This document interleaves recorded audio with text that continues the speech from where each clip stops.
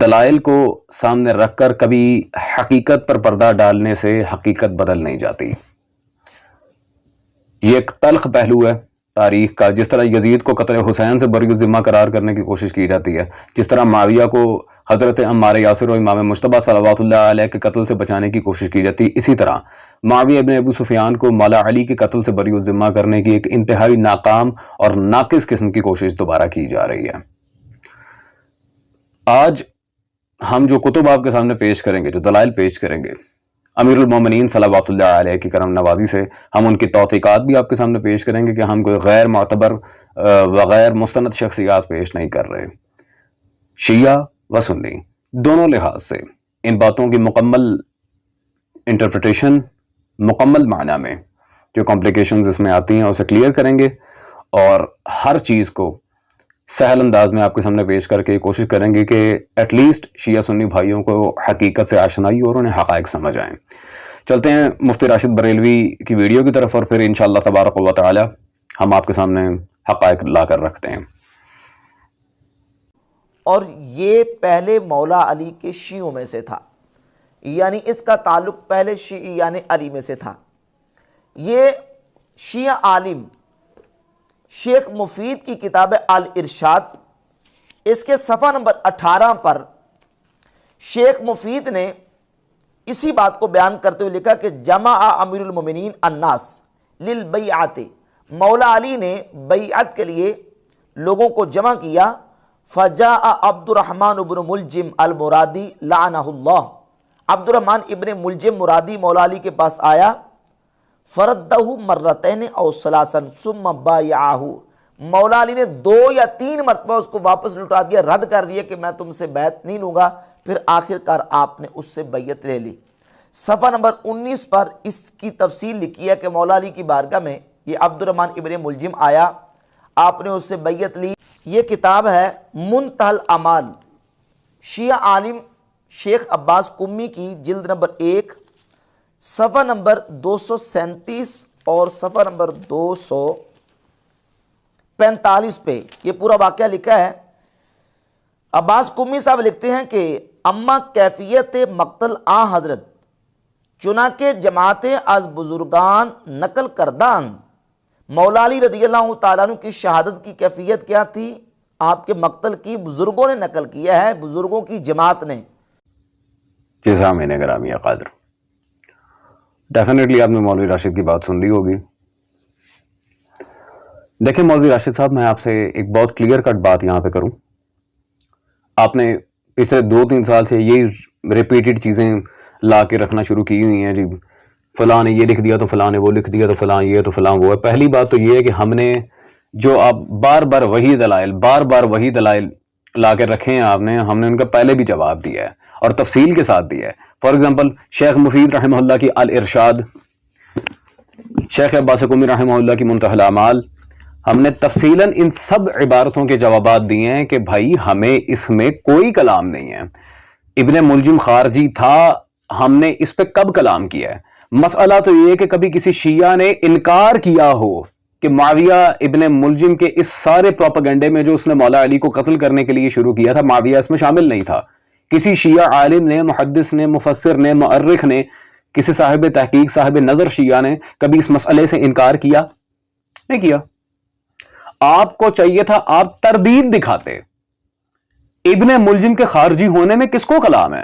اور رہ گئی بات کہ ان ساری عبارتوں سے یہ ثابت کرنا ہے کہ وہ مولا علی کا ساتھی تھا، بعد میں مولا علی سے دجل کر کے اس نے مولا علی کو شہید کیا.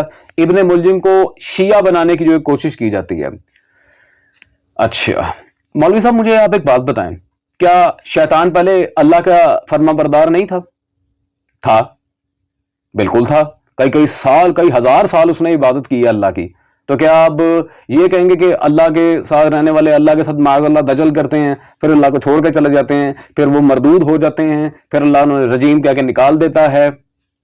تو یہ کیا اس طرح پہلے مولا علی کے اوپر نہیں، پہلے اللہ کے اوپر یہ سارا معاملہ جائے گا کہ اللہ تبارک و تعالیٰ کے پاس کیا اتنی قوت نہیں تھی، کیا اتنی قدرت نہیں تھی کہ وہ شیطان کو اپنے گرویدہ بنا کے رکھتا؟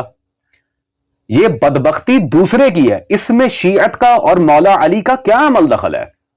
وہ گیا کیونکہ اس نے جانا تھا، اس کی بدبختی نے اس کی بد نسبی نے اسے اس بات پر مجبور کیا کہ اس نے جانا تھا.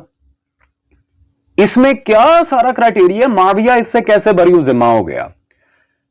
جو ہمارے اہل سنت منصف مزاج بھائی ہیں مفتی فضل ہمدرد حافظہ اللہ تعالی, انہوں نے اپنی ویڈیو میں اس طرف اشارہ کیا تھا کہ یہ ساری کارستانی معاویہ کی تھی. میں ایک عقلی طور پہ آپ کے سامنے بات پیش کرتا ہوں. ابھی میں دکھاؤں گا, عبارتیں دکھاؤں گا, اور آج کسی عبارت کو بلا توثیق میں نہیں چھوڑوں گا, تشنا نہیں چھوڑوں گا. عبارتیں بھی دکھاؤں گا, توثیقات بھی دکھاؤں گا, تاکہ کسی مسئلے میں کوئی ایسا پرابلم رہے نہ.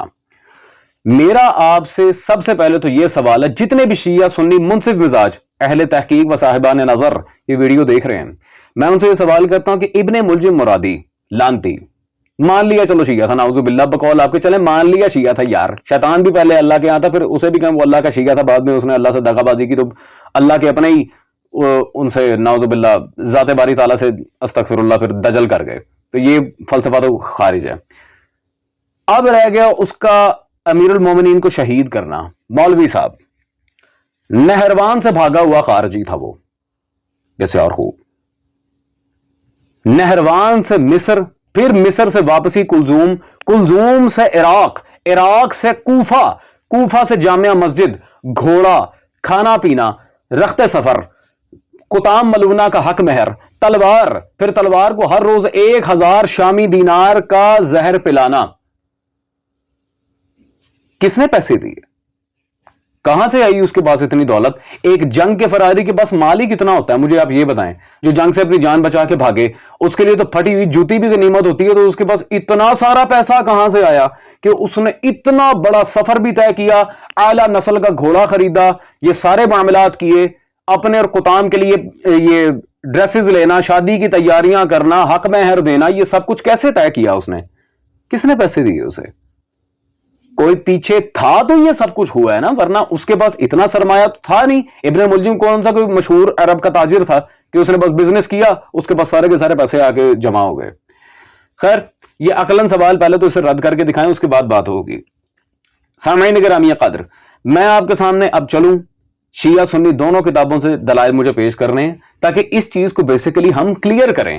اور بار بار مولوی راشد صاحب, خدا کا نام ہے, یہ جو کتابوں کے آپ حوالے دے رہے ہیں اس کا ہم بارہا آپ کو جواب دے چکے ہیں, ان روایات میں ہمیں کوئی کلام نہیں ہے, تو بار بار وہ ریپیٹ کر کے ہمارے یہ بھولے بھالے سنی بھائیوں کا وقت ضائع نہ کریں, نہ انہیں گمراہ کریں. خدا کا نام ہے, مناظرے میں تو آپ نے سامنے آنا نہیں, جو ایک ڈیفینیٹ بات ہے, کیونکہ جس بندے کو صحیح طریقے سے ابھی تک اردو تلفظ ادا کرنا نہیں آیا, وہ مناظرہ کیا کرے گا؟ وہ چھوڑ دیں آپ, میں ذاتیات پہ نہیں جاتا.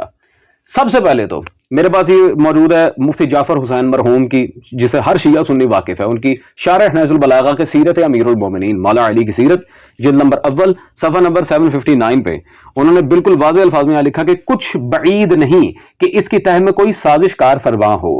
اگر ایک باج گزار کے ذریعے, باج گزار یعنی کہ پیسے محصول دینے والا وغیرہ, اگر ایک باج گزار کے ذریعے مالک اشتر کو اور جعدہ بنت اشعث ملونہ کے ذریعے امام حسن مجتبی صلوات اللہ علیہ کو زہر دے کر راستے سے ہٹایا جا سکتا ہے, تو امیر المومنین صلوات اللہ علیہ کی زندگی ختم کرنے کا منصوبہ بھی بنایا جا سکتا ہے.